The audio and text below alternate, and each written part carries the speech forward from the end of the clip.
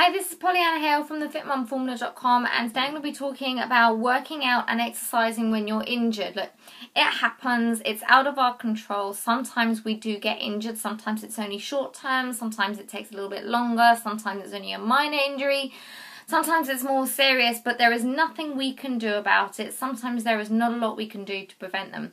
But if you're trying to keep fit, get healthy, get stronger, and you're getting into an exercise regime or you want to, how do you work around that?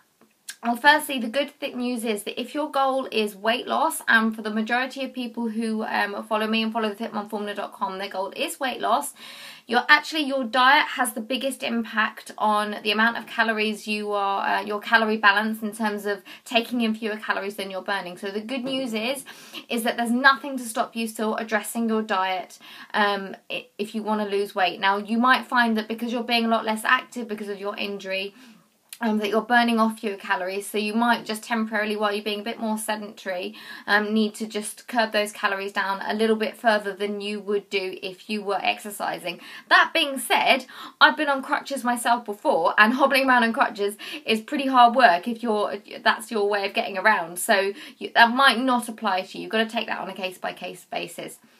Okay, the second thing is, if at any time, whatever you're doing, this isn't just exercising, this is just generally moving about, if your injury is really, really hurting, that's probably not a good thing. You know, it probably is going to be doing some damage there. You need to allow the injury to rest. So if something is causing you genuine pain, whatever it is, stop and try and get around that, whether it's using something for support or, you know, if it's hurting, don't do it. Also, if you have been instructed in any other way, for any other reason by your GP or physician to have complete rest, you have to follow those instructions. There are all sorts of ranges of injuries, and I cannot possibly talk about all of them today, but if you've been told you need to rest completely, that's what you need to do, and as frustrating as it may be, it's only temporary. Okay? If it is a isolated injury, say it's just a smaller joint, perhaps let's say it's a wrist. Okay, you don't need your wrist for everything that you're doing throughout the day and every type of exercise. So if it's just a small injury, just one small body part, what I would do is focus on what you can do. So in the case of a wrist, there is nothing to stop you going out for a walk. There is nothing to stop you doing some body weight squats, some lunges, some reverse lunges, some glute bridges. There are all sorts of lower body weight exercises that you can do that don't use your wrist in the slightest. You could even do things like sit-ups as well. There are many, many things that you can do that just that don't use your wrist. If you need to strap up for safety reasons, you know, just keep it out the way. Make sure you're not at risk of falling over as well. You don't want to fall onto an injured body part. That's going to really, really hurt and may even damage it or slow down your healing. Let's say it was a lower body part. Let's say it was an ankle or a knee. Again, there are many, many things that you can do that don't involve putting any weight on at all. Now, for some mild things, you might find that a small amount of walking, especially as you get closer to a full recovery, you might be able to do that. And again, that's a case-by-case basis. Maybe you've got a physio that you can talk to there. They'll be able to advise you exactly how much you can do.